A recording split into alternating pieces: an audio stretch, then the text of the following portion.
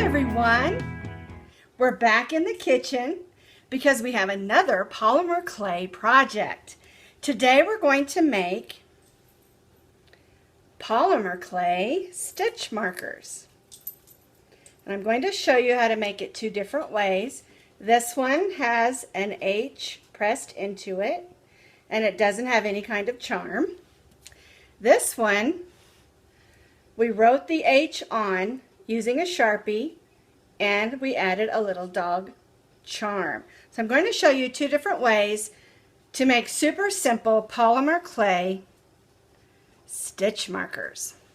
Now if you want to know what stitch markers are for, we use them both in crochet and in knitting, and I did a video the other day and I'll post that video up there so that you can check that out if you want to. So what you're going to need today is a lot of different kinds of things. Of course you're going to need some Sculpey, which is my favorite type of polymer clay. And then you're also going to need a rolling pin, of course.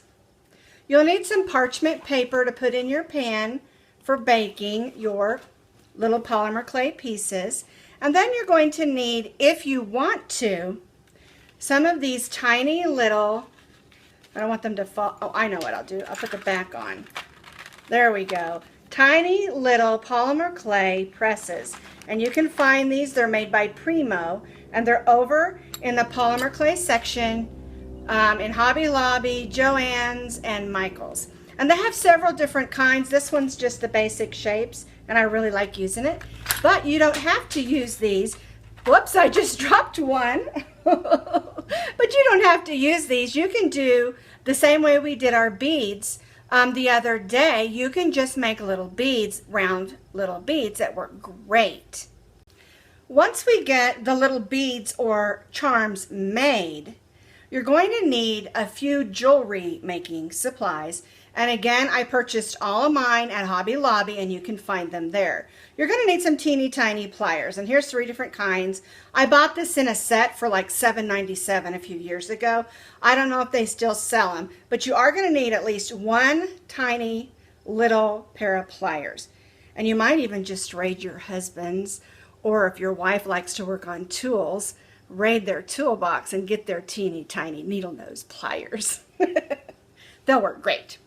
Now, the other things you're going to need is you're going to need what's called an eye pin. And let me pull one out so you can see what it looks like. They're just straight. This one is a 2-inch, and it has a little hole on the top. See that? It's called an eye pin. You'll need one of those for each of the stitch markers. You're also going to need some hooks, and the hook that we're using today is really an earring hook, and this you can use, there's several different kinds you can pick up. This one is my favorite. Let me see what it's called. Lever back, and it looks like this, and I like it because it opens and closes. A lot of them you just have to pinch close. This one, it has a little thing and it just opens and closes, and they work great. And these are great for working with a knitting needle or for marking stitches in crochet because it closes and opens. So that's my favorite kind. Let me hold it up there again so you can see what it looks like. There's the bottom. It's got a little loop already on it. Okay, so you're going to need one of those for each stitch marker. And then you're going to need some teeny tiny little beads. You can't hardly see them, but they come in a little container like this, and I just picked up some silver ones. And we use these at the top and the bottom around our little charm thing that we're making for our stitch marker.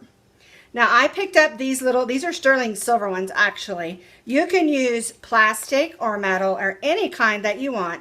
It's just what I would call a little stay bead to keep it together. And then if you're going to add some charms, you'll need some little circles like this. They look like teeny tiny little loops of metal. And if you're going to add charms, now this one here I didn't add a charm to. It's just a basic little circle there. And I didn't add a charm to the bottom. But this one where I wrote the H on, I added a little paw print charm. So it's up to you if you want to add the charm. Now, some fun charms that I found where I got that little paw one. This one is a bunch of dog bones and paws, and it even has ones with stones. And then I also found this one that's just by itself. It's just a little paw print. And they had these in blue, green, and yellow and red. I think there were 4 or 5 colors. And then I also found this one. And this is yarn, little sweater, little knitting needles. So there are lots of fun little charms that you can use to put on these. But it's totally up to you if you want to add a charm. So you're going to need those jewelry supplies in order to put together your stitch marker. And some of these things, like the eye pin, I buy the 2-inch. You can also get them in a 1-inch. I prefer the 2-inch because I can snap off the size I need. The pliers, you can, like I said, you can get those out of a friend or family member's toolbox, needle nose pliers, or you can go to Walmart and pick you up ones. Like I said, those were really inexpensive, and I've had them for a couple of years. So the first thing we need to do before we get started, because we're going to do our polymer clay portion first, is we need to preheat our oven. And I'm going to be using my small oven today. There we go. Instead of my big one, because I'm just doing a few for demonstration, because I've already done quite a few. I've already got a whole set of the red ones that I need to put together. So you can use your big or your small oven. Let's preheat to 275, and we'll let that get warm while we prepare and make the polymer clay portion. After we preheat our oven, the next thing that we need to do is take our parchment paper and line our baking pan so that we don't get any of the clay residue in our pan. So mine's all ready to go, and I'm going to set that aside. I also use parchment paper for my work surface. You can use wax paper if you want to, but parchment paper, I have it on hand, so I'm going to go ahead and use it. The next thing that you need to do is wash your hands with soapy water. Rinse them real good. Make sure you don't have any residue from any lotions or soaps or anything on your hands, and then dry them real good. And this is what we're going to make today. Here is our green stitch marker that I made with the charm. And here is the red one that I made using the press and no charm. Now the press is something that we'll talk about after a bit, but the first thing we're going to do is condition our clay. So we need to pick our clay out, and I'm using solid colors today only because I want to make it more easily seen when we add the letters. But you can use any colors that you want. You can mix them together or use several colors, doesn't matter. I'm just using solid colors today.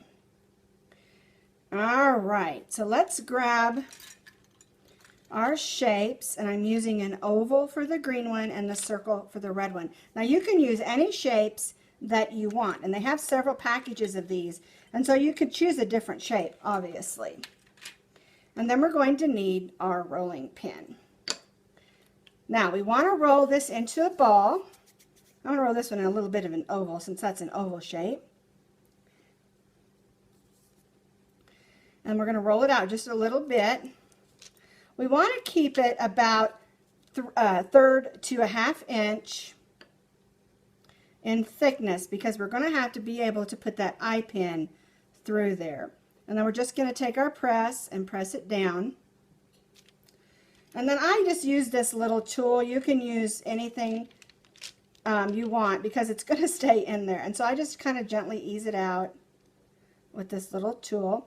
If it becomes too sticky, you can use a little bit of cornstarch on your cutters. So there's my green one. And the next thing that we need to do is take one of our eye pins. There we go. And I've been doing them this way. And so we're going to take this eye pin and we're going to gently push it through. comes straight through. We're going to kind of move that around. And then I take the other end and sort of move it around so I get a nice size hole. Oops, there we go. And sometimes you have to shape it a little. You know, they get a little bit out of shape. All right, and then that one's ready to go on the tray. All right, so let's make the red one. Get that green clay off that eye pin. All right, so we got our red one all conditioned and ready. Now, when you're first conditioning your clay, it's going to take between, 3 to 7 minutes, depending how hard your clay is, before you can start shaping with it. These were already conditioned and ready to go. I didn't want you to have to wait. All right, so there's my red. I like the thickness. Just going to put my cutter right down there. Then again, I'll use this little pusher that I have and just gently ease that out. There we go. Turn that over. There's my front. All right, so I'm going to use this eye pin again. Make sure I don't have any clay left on there. And again, I'm just going to go in the side. Just gently push it through. And we're just going to move it around a little bit. And move it around a little bit. And then we'll pull that eye pin out. Now, the next thing I want to do on this red one is show you how to make the H pressed into it. To do the H pressed in, you're going to need to get what's called a press. And it comes with all these letters and numbers and even has some shapes. And I purchased this one at Michael's. It was about $8.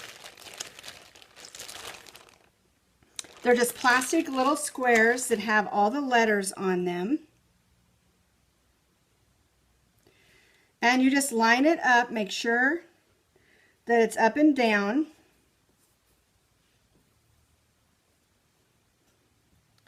Then you take your H. Here's the little square. You just press it on there and gently pull it off. And there's the H. Now it comes with a way to set up, like if you want to do a whole word or something like that, but we're just doing individual letters. So I'm just doing them by the squares. But it's a great tool, and I really have had a lot of fun using it. And that's how you get the H that's pressed in. On the green one, like this, where I wrote the H on, I did it with a Sharpie after it was baked, and I'll show you how to do that when we get to that step.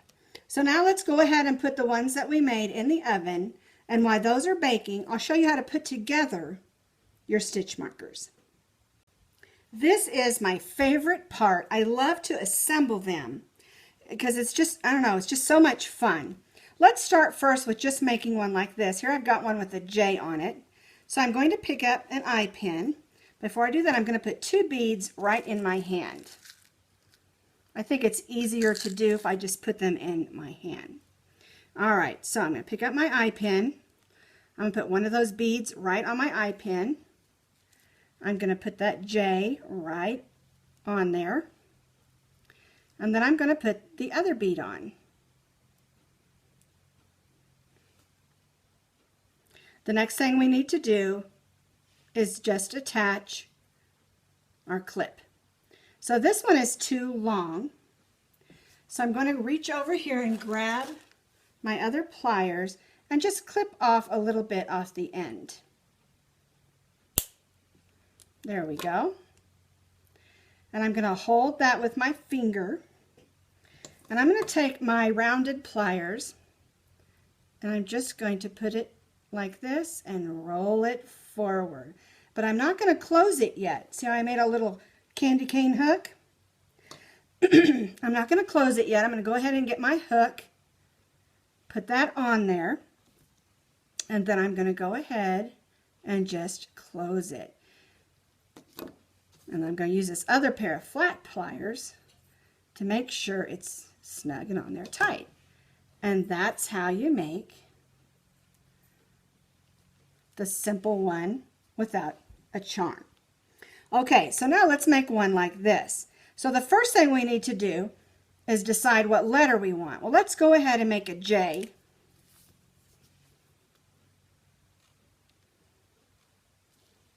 For a J hook. We'll get 2 beads like we did for the first one.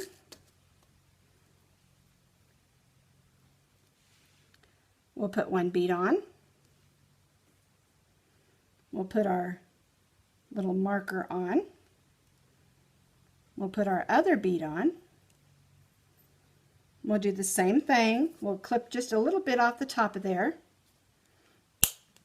If you can probably pick up 1.5 inch eye pin, that would be the perfect size for what we're doing.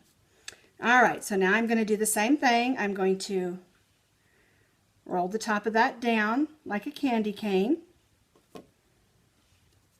I'm going to add my hook. Then I'll finish rolling it down. And then I'll take this other pair of pliers and just make sure that's closed. Whoops. There we go. That's not closed enough. That bead slid up there. And sometimes you got to work with it a little bit. And also this particular part takes a little bit of practice.